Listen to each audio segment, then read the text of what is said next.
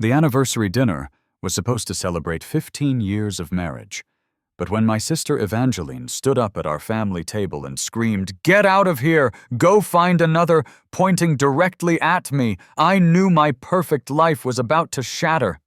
What I discovered in the next 30 seconds would destroy everything I believed about family loyalty, expose a web of lies that had been carefully constructed for over a decade, and reveal that the people I trusted most had been systematically betraying me in ways I never could have imagined. But before we dive into this family revenge drama, that'll leave you questioning everything you know about blood relations. Let me ask you something. Where are you watching from today? If you're ready for a story about karma coming full circle and justice being served. Ice cold, smash that like button and hit subscribe, because this tale of family vengeance is going to take some unexpected turns that'll have you glued to your screen. My name is Serafina, and until that devastating evening at Romano's Italian restaurant, I genuinely believed I was living the American dream. Married to my college sweetheart, Marcus, for 15 years, mother to twin daughters, Lily and Rose, and co-owner of a thriving interior design business with my younger sister, Evangeline. We were the family everyone envied. The sisters who built an empire together, the perfect nuclear family that graced holiday cards and social media feeds. That Tuesday evening started like any other celebration. Marcus had made reservations at Romano's, the same restaurant where he proposed all those years ago. Our parents flew in from Portland, and Evangeline insisted on joining us, despite my subtle hints that this was meant to be an intimate anniversary dinner. She had been acting strangely for weeks, dodging my calls, avoiding eye contact during our business meetings, and making cryptic comments about people getting what they deserve. The first red flag should have been when she arrived 30 minutes late, her designer dress wrinkled and her usually perfect makeup slightly smudged. Evangeline was notorious for her punctuality and appearance. She would rather die than be seen looking disheveled in public. But I was too caught up in the romance of the evening, admiring the roses Marcus had prearranged and listening to him reminisce about our early dating days. "Remember when we used to come here every Friday night when we were broke college students?" Marcus laughed, squeezing my hand across the candlelit table.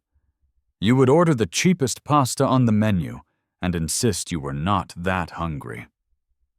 Mom and Dad beamed at us from across the table, and I felt that familiar warmth of being surrounded by the people who loved me most.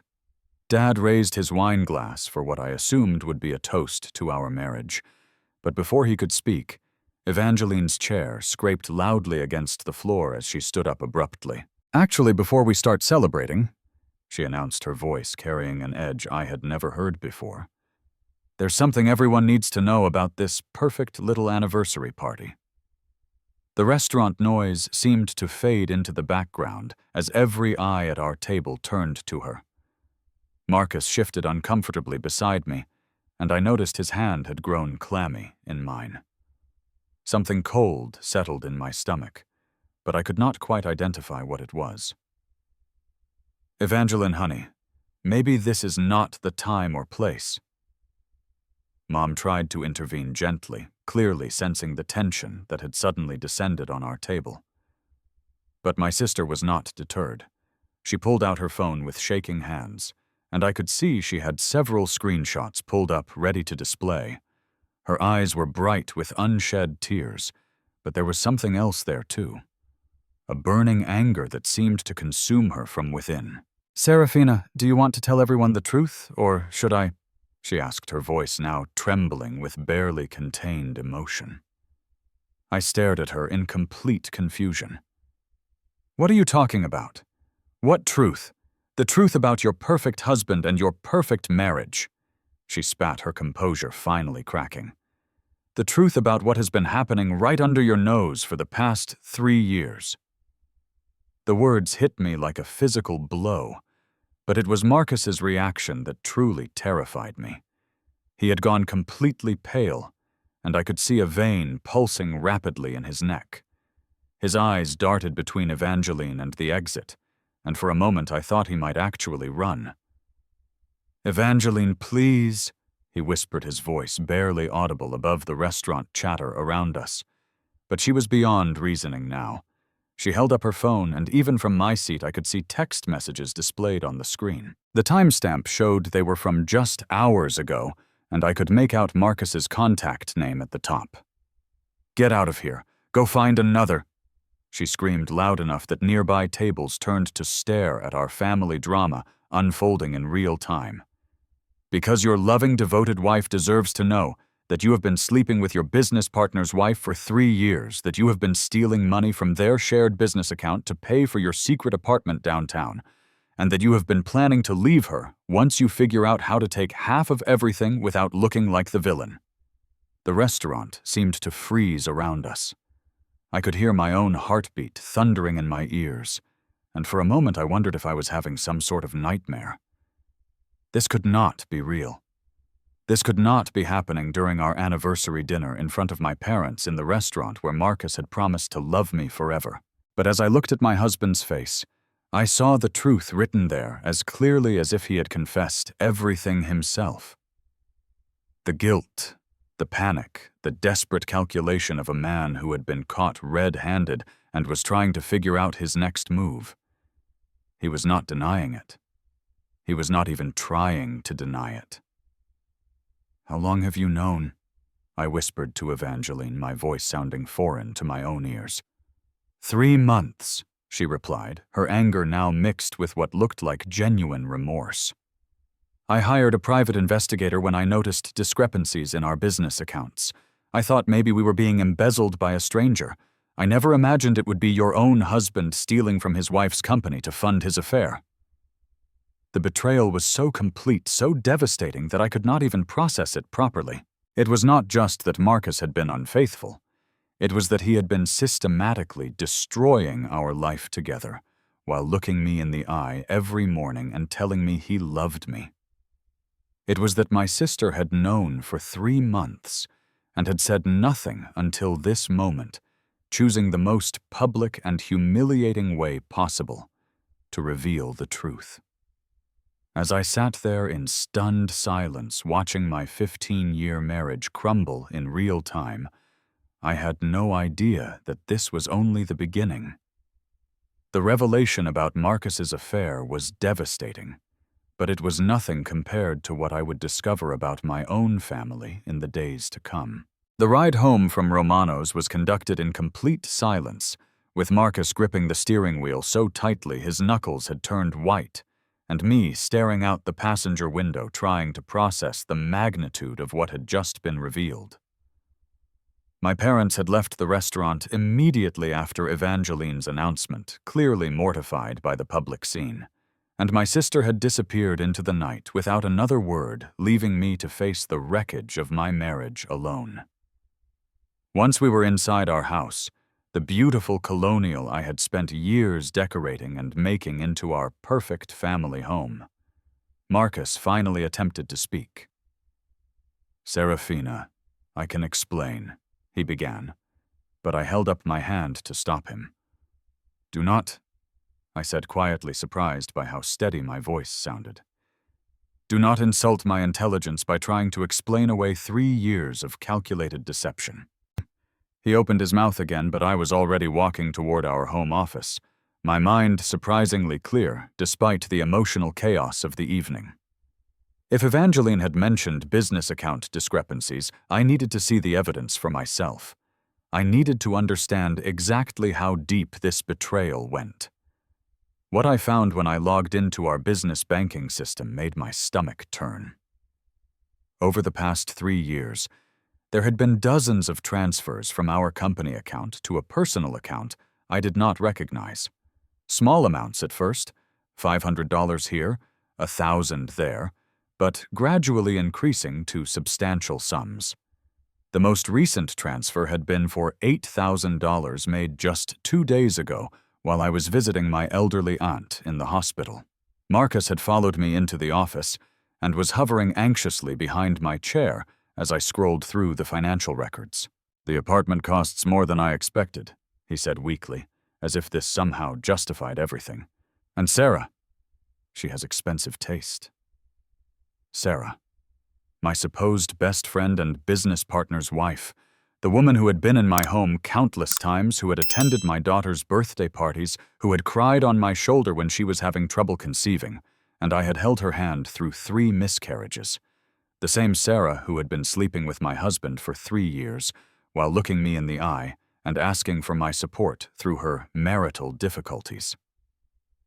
"How much have you stolen from our company?" I asked, continuing to scroll through the records with a detached efficiency that surprised even me.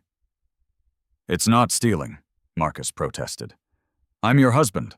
What's yours is mine, legally speaking." I turned in my chair to face him fully for the first time since we had gotten home. "What's mine is mine, Marcus. The business belongs to Evangeline and me. You have no legal claim to any of it. Every dollar you transferred without my knowledge or consent is theft, pure and simple." The reality of his situation seemed to dawn on him then, and I watched as his face cycled through several emotions: panic, anger, desperation, and finally a calculating coldness that I had never seen before. "You cannot prove I did not have permission," he said, his voice taking on a threatening edge. "It would be my word against yours." But I was already 3 steps ahead of him. While he had been busy planning his exit strategy and funding his affair, I had been quietly documenting everything. Every business decision, every financial transaction, every communication with clients. I had maintained meticulous records because that was simply how I operated. And now those same organizational skills that Marcus had often teased me about were going to be his downfall. "Actually," I said, pulling up my email archives, "I can prove exactly when and how every decision was made regarding our business finances. I have email chains, signed agreements, and documented approval processes for every legitimate expense. Your unauthorized transfers stand out quite clearly." I printed out 3 years' worth of bank statements and began highlighting every suspicious transaction while Marcus watched in growing alarm. The pattern was unmistakable. The transfers always occurred when I was out of town during family emergencies, or when I was dealing with personal crises that demanded my full attention. He had deliberately timed his theft to coincide with moments when I was most vulnerable and least likely to be monitoring the accounts closely. "You planned this," I realized aloud. "You have been systematically stealing from me for years, timing it perfectly to avoid detection. This was not some impulsive affair that got out of hand. This was a calculated long-term plan to defraud me." Marcus's mask finally slipped completely, revealing the stranger who had been living in my house and sleeping in my bed for years. "You were always so focused on that damn business," he snarled. "Always putting work before our family, before me. Sarah actually appreciates what I do for her. She does not take me for granted the way you do." The audacity of his statement was breathtaking. I was the one who had built our lifestyle, who had created the successful business that funded our comfortable suburban existence, who had managed our household finances while also raising our daughters. And now he was trying to reframe his betrayal as somehow being my fault. But instead of feeling hurt or defensive, I felt something else entirely. A cold, focused rage that sharpened my thinking rather than clouding it. Marcus had made a critical error in judgment. He had assumed that because I was loyal and trusting, I was also weak and naive. He was about to learn exactly how wrong he was. "I want you out of this house by tomorrow evening," I said calmly. "You can take whatever personal belongings you can fit in your car. Everything else stays here until our divorce is finalized." "You cannot just throw me out," he protested. "I have rights. This is my house too." I smiled then, an expression that made him take an involuntary step backward. "Actually, you might want to check the deed, Marcus. This house is in my name only. I bought it with the inheritance from my grandmother, and you never contributed a single dollar toward the down payment or the mortgage. Legally speaking, you are a guest in my home, and your invitation has just been revoked." As I watched my husband of 15 years realize that his carefully laid plans were crumbling around him, I felt no satisfaction, only determination. He had betrayed not just our marriage but our family, our business, and every principle I held dear. And while Evangeline's dramatic restaurant revelation had been humiliating and painful, it had also given me something invaluable: clarity about exactly what I was dealing with and what needed to be done. The war was just beginning, and Marcus had no idea what he had unleashed. The next morning, I woke up before dawn with a clarity of purpose I had not felt in years. While Marcus was still sleeping in our guest room, I had locked our bedroom door and ignored his protests the night before. I was already on my laptop, reaching out to the best divorce attorney in the city. But more importantly, I was beginning to understand that this situation was much more complex than a simple case of adultery and financial theft. Margaret Kingston's law office agreed to see me that same morning, and as I sat across from the sharp-eyed woman who had built a reputation for demolishing unfaithful husbands in divorce court, I laid out everything I had discovered. The financial records, the timeline of transfers, the evidence of Marcus's systematic deception, it all painted a picture of a man who had been planning his exit strategy for years while bleeding my business dry. "This is not just about infidelity," Margaret said after reviewing my documentation. "This is financial fraud on a significant scale. Your husband has essentially been embezzling from your company while using the stolen funds to maintain a relationship with another woman. The criminal implications here could be substantial."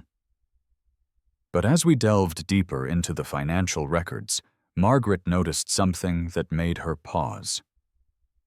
"These transfer amounts," she said, pointing to several entries from the past 6 months. "They are much larger than what would be needed for an apartment and general expenses. What exactly was your husband doing with $40,000 in the past half year alone?" I had been wondering the same thing. Even accounting for rent on a downtown apartment and expensive dinners with Sarah, the amounts Marcus had stolen far exceeded what his affair should have cost. There was something else going on, something bigger than I had initially realized. My phone buzzed with a text from Evangeline. "We need to talk. There are things about the business you do not know. Meet me at the office in an hour." The drive to our interior design studio felt surreal. Just 24 hours ago, I had been planning our anniversary celebration and looking forward to a romantic evening with my husband. Now I was preparing for what felt like a war council, with my sister trying to understand how my entire life had been built on lies. Evangeline was waiting for me in our conference room, surrounded by boxes of files and financial documents that I did not recognize.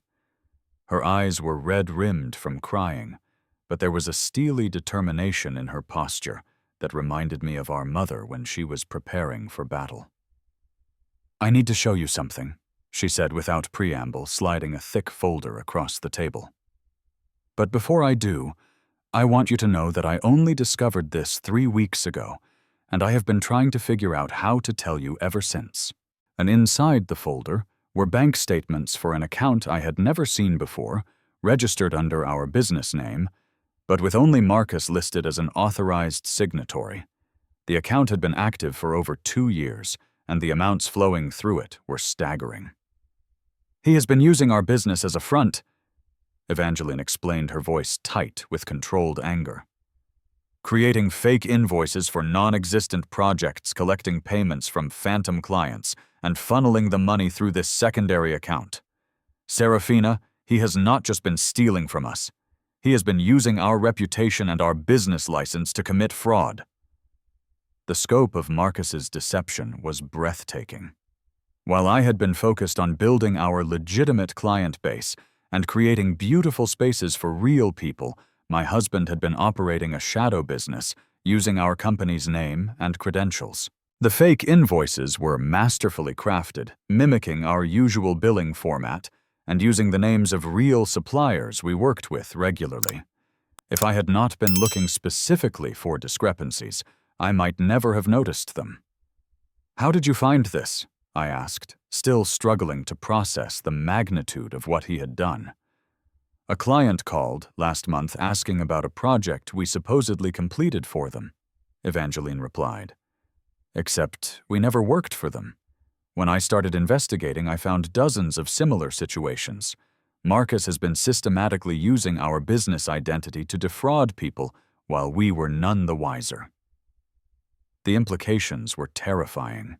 If any of Marcus's victims decided to pursue legal action, they would come after our legitimate business. Our reputation, which we had spent years building, could be destroyed overnight. Worse yet, we could potentially be held liable for his fraudulent activities, since they had been conducted under our business license.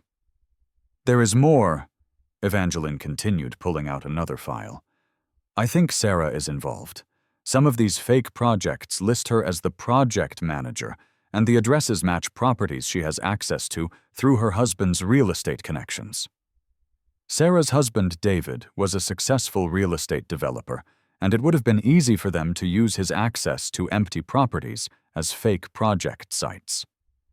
The more I learned about the scope of this conspiracy, the more I realized that this was not just about an affair that got out of hand.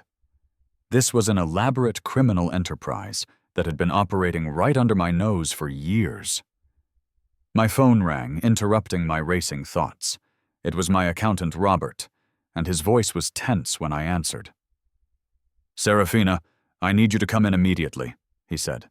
"I have been reviewing your quarterly filings, and there are some serious discrepancies that we need to discuss. The IRS has been trying to contact you about irregularities in your business tax returns." The pieces of the puzzle were falling into place, and the picture they formed was devastating. Marcus had not only been stealing from our business and committing fraud in our name, he had also been filing false tax returns that could potentially land Evangeline and me in federal prison. As I drove to Robert's office with Evangeline beside me, I felt something shifting inside me. The hurt and betrayal I had felt the night before were transforming into something much more powerful. A cold, focused determination to not only survive this attack on everything I had built, but to ensure that Marcus and his accomplices faced the full consequences of their actions. "Are you thinking what I am thinking?" Evangeline asked quietly as we pulled into the parking garage. "That we are not just dealing with a cheating husband and his mistress," I replied. "That this is actually an organized criminal conspiracy that has been systematically destroying our lives and our business for years." "Exactly. And if that is the case, then we are not just going to divorce court. We are going to war." The meeting with Robert confirmed our worst fears. The tax discrepancies were significant enough to trigger a federal investigation, and the fraudulent business activities Marcus had been conducting in our name had created a paper trail that could potentially implicate Evangeline and me as willing participants. We were not just victims of his betrayal, we were potential criminal defendants unless we could prove our innocence and expose the true scope of his deception. But as we sat in Robert's office listening to him explain the gravity of our situation, I felt something I had not expected. Excitement. For years, I had been the responsible one, the peacemaker, the woman who prioritized harmony over justice. I had built a successful business by being diplomatic and accommodating, by finding solutions that made everyone happy. But Marcus and Sarah had made a critical miscalculation. They had assumed that because I was kind and trusting, I would be easy to destroy. They were about to learn that there is a vast difference between choosing to be accommodating and being weak. And they had just awakened something in me that had been sleeping for far too long. The gloves were coming off, and I was ready to fight back with everything I had. The federal investigation moved faster than I had anticipated. Within 72 hours of our meeting with Robert, FBI agents were sitting in our conference room, listening intently as Evangeline and I laid out everything we had discovered about Marcus's fraudulent activities. Agent Rebecca Torres, a sharp-eyed woman in her 40s, who specialized in white-collar crime, seemed particularly interested in the scope and sophistication of the operation. "What you are describing is not amateur hour," she said, reviewing the evidence we had compiled. "This level of coordination between multiple parties, the use of legitimate business credentials to establish credibility, the systematic targeting of high-value victims, this suggests experience with this type of fraud."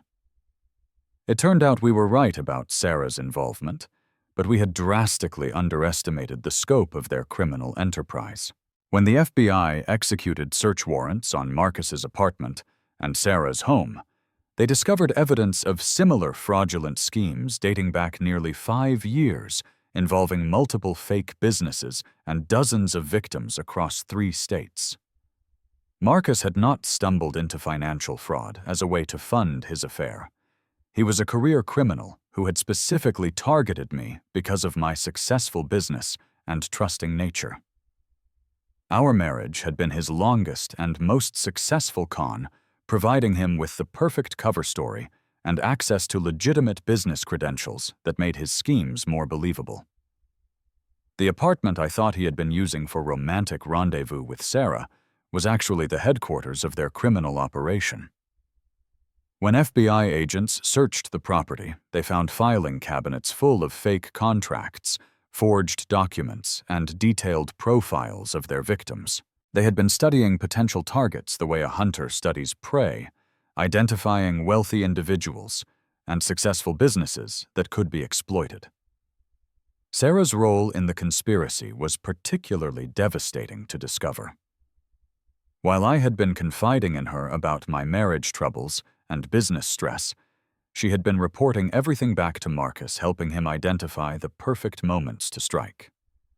Every time I had mentioned being overwhelmed with work or dealing with family emergencies, Sarah had passed that information along so Marcus could time his thefts to coincide with my periods of vulnerability. But the most shocking revelation came when Agent Torres called me 3 days after the initial search warrants were executed. "We found something in Marcus's files that you need to know about," she said, her voice carefully controlled. "There are detailed plans for what they called the final extraction. They were planning to frame you and your sister for the fraudulent activities, then disappear with the remaining business assets and insurance payouts. The plan was diabolically clever. Marcus and Sarah had been gradually escalating their fraudulent activities while carefully documenting everything in a way that would make it appear as though Evangeline and I were the masterminds behind the scheme. They had forged our signatures on fraudulent contracts, created fake email accounts in our names, and even recorded phone conversations where they discussed the crimes while impersonating us. Their endgame had been to trigger a federal investigation at exactly the right moment, then flee the country, while Evangeline and I faced criminal prosecution for crimes we had not committed. The timing of Evangeline's restaurant revelation had actually saved us. Marcus's plan required several more months of preparation before he could successfully pin everything on us. "How close were they to completing this?" I asked, feeling sick as I realized how narrowly we had escaped total destruction. "Based on what we found in their files, probably another 6 to 8 weeks, Agent Torres replied. "Your sister's decision to expose the affair when she did likely saved both of your lives and your freedom." The irony was bitter. I had been furious with Evangeline for humiliating me in public, but her dramatic revelation had actually been the thing that prevented Marcus from destroying us completely. If she had continued to keep the secret, trying to find a more private way to tell me about the affair, Marcus would have had time to complete his plan to frame us for his crimes. When Marcus was arrested at his office the following Tuesday, I was there to watch. Not because I wanted to gloat, but because I needed to see with my own eyes that this nightmare was finally ending. As the handcuffs clicked around his wrists, he looked directly at me with an expression of pure hatred that confirmed everything I now knew about his true nature. "You think you have won," he said, as the agents led him toward their vehicle. "But you have no idea what you have lost. I gave you 15 years of my life, and this is how you repay me." The audacity of his statement would have been laughable if it were not so revealing. Even facing federal charges for fraud, money laundering, and conspiracy, Marcus still saw himself as the victim in this situation. He genuinely believed that I should be grateful for the years he had spent systematically deceiving me while planning my destruction. Sarah's arrest was equally satisfying, though for different reasons. When the FBI showed up at her house, she immediately tried to claim that Marcus had manipulated her into participating in his schemes, painting herself as another victim of his deception. But the evidence told a different story. Financial records showing she had received substantial payments for her participation recorded phone conversations where she discussed targeting specific victims and detailed notes in her handwriting outlining strategies for avoiding detection. The collapse of their criminal empire was swift and complete. Within 2 weeks of the initial arrests, federal prosecutors had identified over 60 victims of their various schemes with total financial damages exceeding $2 million. The fake business they had been operating in our name was shut down, and criminal charges were filed in multiple jurisdictions. But perhaps the most satisfying moment came when I received a call from David Sarah's husband, who had been completely unaware of his wife's criminal activities. "I cannot apologize enough for what Sarah has done to you and your family," he said, his voice heavy with shame and exhaustion. "I had no idea she was involved in any of this. I want you to know that I am cooperating fully with the investigation, and I will do whatever I can to help you recover what was stolen." It turned out that David was also a victim of Sarah's deception. She had been using his real estate connections and business credentials without his knowledge, forging his signature on documents and using his reputation to establish credibility with potential victims. When he discovered the extent of her betrayal, he immediately filed for divorce and offered to testify against both Sarah and Marcus. The criminal empire that had seemed so sophisticated and untouchable just weeks earlier crumbled completely once law enforcement became involved. Marcus and Sarah's greatest strength, their ability to manipulate and deceive people who trusted them, became their greatest weakness when they were finally exposed to scrutiny. As I watched their world collapse around them, I felt no satisfaction, only relief that the truth had finally come to light. The immediate aftermath of Marcus and Sarah's arrests created chaos that rippled through every aspect of my life. But for the first time in months, it was chaos I could actually control. The FBI had frozen all accounts connected to their fraudulent activities, which included recovering nearly $80,000 that Marcus had stolen from our legitimate business over the years. More importantly, the federal investigation had cleared Evangeline and me of any wrongdoing, officially designating us as victims rather than suspects. The media attention was intense, but ultimately beneficial to our cause. Local news stations picked up the story of the elaborate fraud scheme, and public sentiment was overwhelmingly supportive of the two sisters who built a successful business only to have it nearly destroyed by a criminal conspiracy. Several of Marcus's victims reached out to thank us for exposing the scheme, sharing their own stories of how they had been deceived and defrauded. One victim, an elderly couple named Frank and Dorothy Morrison, had lost their entire retirement savings to a fake renovation project that Marcus had sold them using our business credentials. When I met with them to apologize and explain what had really happened, Dorothy took my hands and said something that brought tears to my eyes. "Honey, you did not do this to us. You saved us by stopping him before he could hurt anyone else." The divorce proceedings moved with unprecedented speed once the criminal evidence was presented. Marcus's attorney advised him to accept my terms rather than fight a battle he could not possibly win, especially with federal prosecutors offering reduced sentences in exchange for cooperation and asset recovery. Within 6 weeks, our marriage was officially dissolved, with Marcus receiving nothing and being required to pay substantial restitution for the funds he had stolen. The house, the business, our daughter's college funds, and all marital assets remained entirely in my control. More satisfying than the financial victory, however, was the knowledge that Marcus would be spending the next 5 to 7 years in federal prison, followed by supervised probation and a lifetime ban from working in any financial or business capacity. Sarah's downfall was even more spectacular. Her husband David had been genuinely shocked to discover the extent of her criminal activities, and his cooperation with federal prosecutors provided crucial evidence that sealed her fate.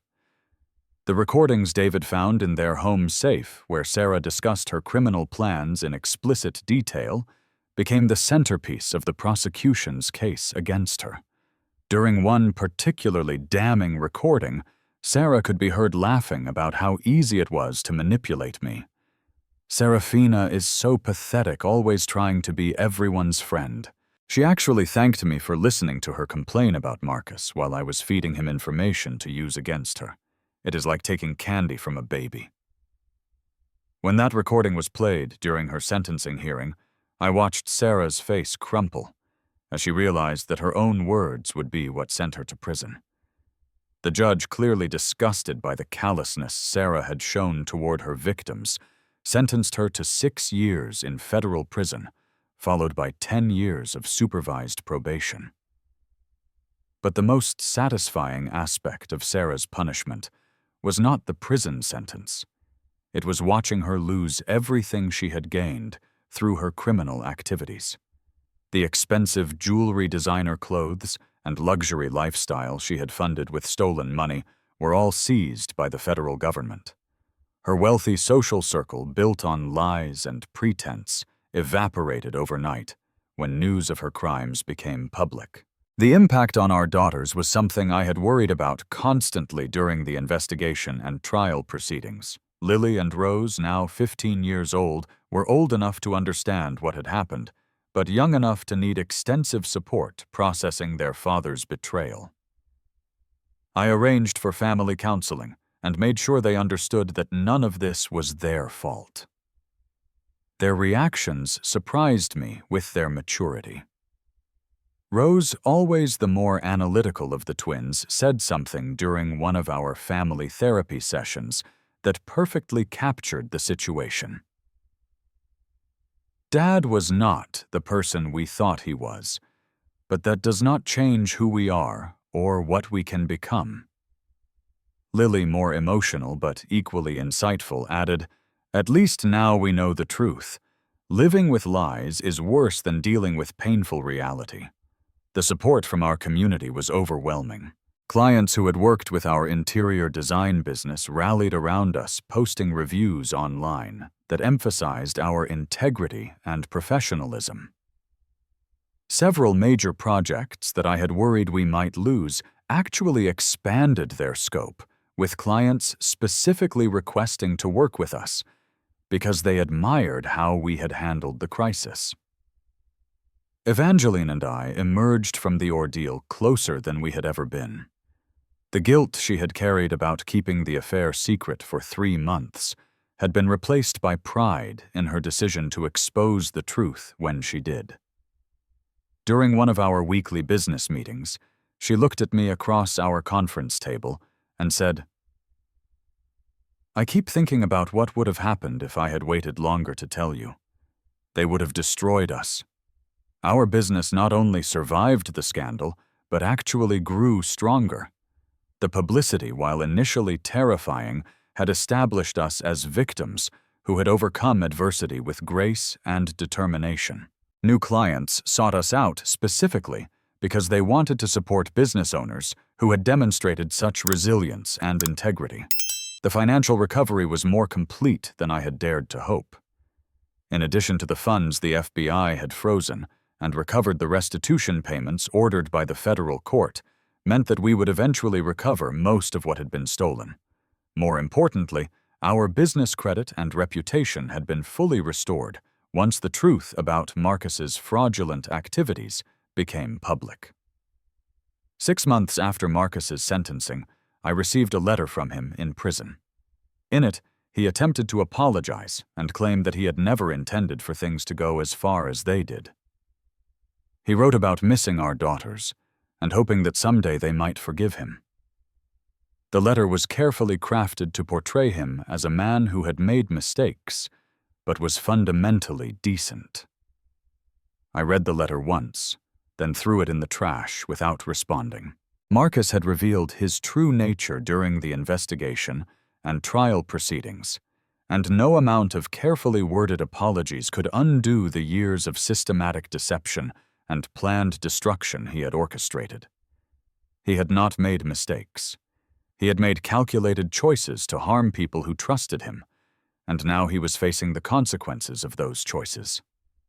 The final piece of closure came when David reached out to let me know that Sarah's divorce had been finalized, and that he was moving across the country to start fresh somewhere that did not remind him of the lies he had been living. Before he left, he sent me a check for $10,000 with a note that read, "This will not undo the damage Sarah caused, but it is everything I can legally give you from the assets that were not seized. Thank you for having the courage to expose the truth."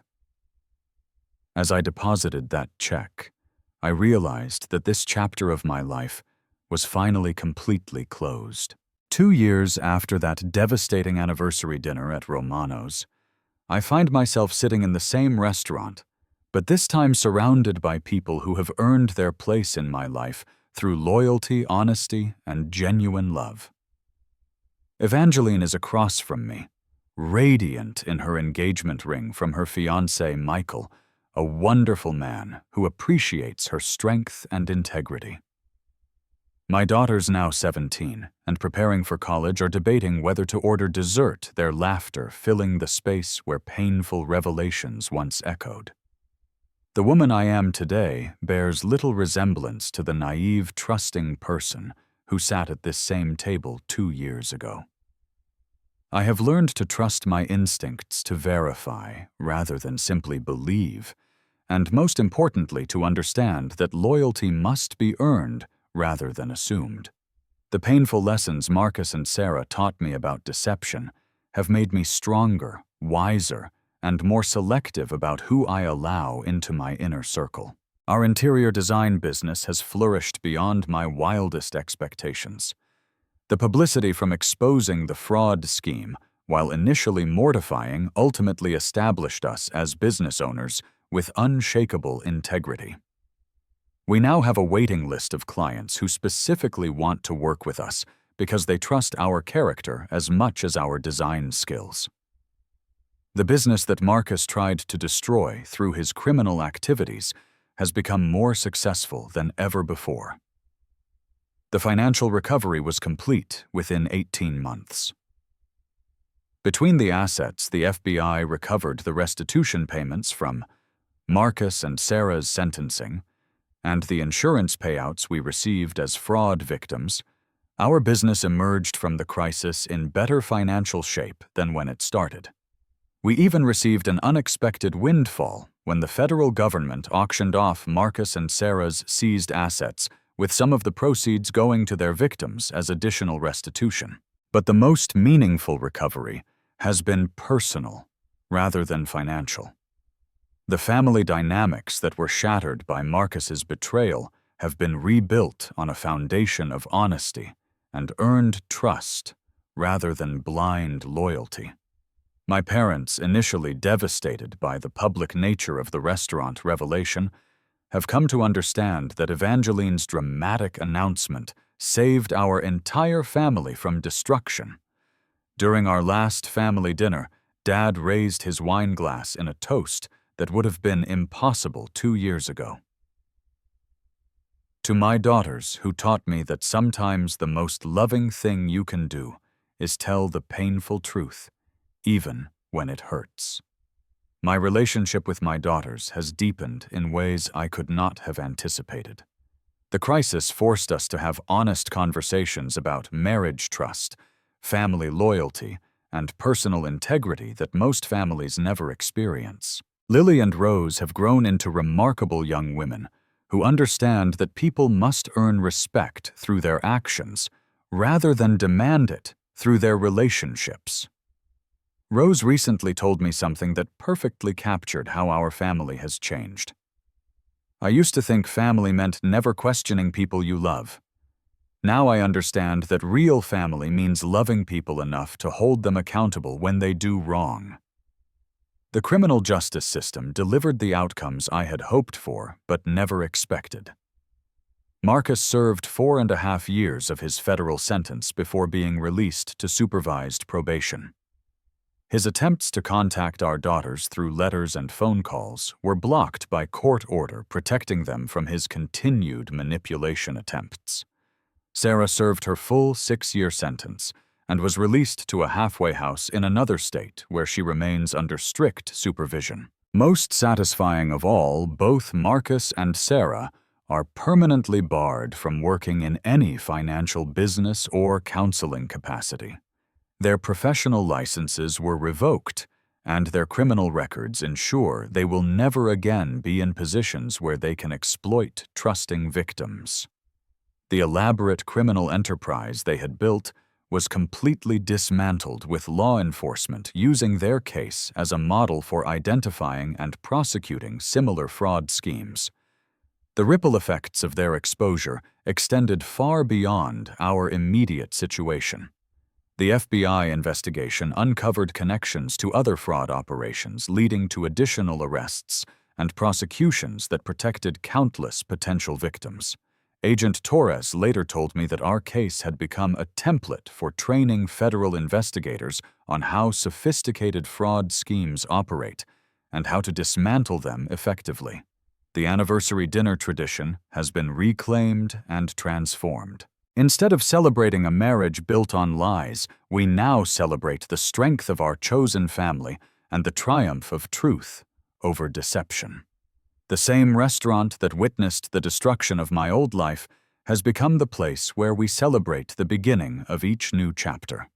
This year's dinner included several people who have become family through choice rather than blood. David Sarah's ex-husband joined us from his new home in Colorado, where he has built a successful real estate practice based on absolute transparency with his clients. His friendship has been one of the unexpected gifts that emerged from the wreckage of our ordeal. Also at our table was Margaret Kingston, my divorce attorney, who has become a close friend and mentor. She helped me understand that surviving betrayal is not about becoming bitter or suspicious, but about becoming discerning and strong. Her guidance helped me rebuild my life on a foundation of earned trust rather than naive faith. The most meaningful addition to our chosen family is Dr. Patricia Williams, the therapist who helped us process the trauma and rebuild our relationships with honest communication. Her presence at our anniversary dinner represents how we have transformed a tradition of celebrating false love into one that honors genuine connection and authentic relationship. As I look around the table at these remarkable people who have chosen to be part of our lives, I feel a gratitude that would have been impossible when my existence was built on the shifting sand of Marcus's deceptions. The pain of discovering that my marriage was a lie has been replaced by the joy of relationships built on truth, mutual respect, and earned loyalty. The question I want to leave you with tonight is one that has guided my journey from victim to survivor to thriver. When the people you trust most reveal their true nature through betrayal, will you let that destroy your ability to trust? Or will you use that knowledge to build better boundaries and choose your family more wisely? If this story of family vengeance and justice resonated with you, I would love to hear your thoughts in the comments below. Have you experienced betrayal that ultimately made you stronger? How do you rebuild trust after someone destroys it? Please hit the like button if you believe that karma eventually catches up with everyone. Subscribe for more real-life stories about overcoming family drama, and share this video with anyone who needs to hear that survival and justice are possible, even after the most devastating betrayals. Thank you for listening to my story. And remember that sometimes the most painful revelations are actually gifts that save you from living a lie. Here's to choosing courage over comfort, truth over false peace, and earned loyalty over blind faith.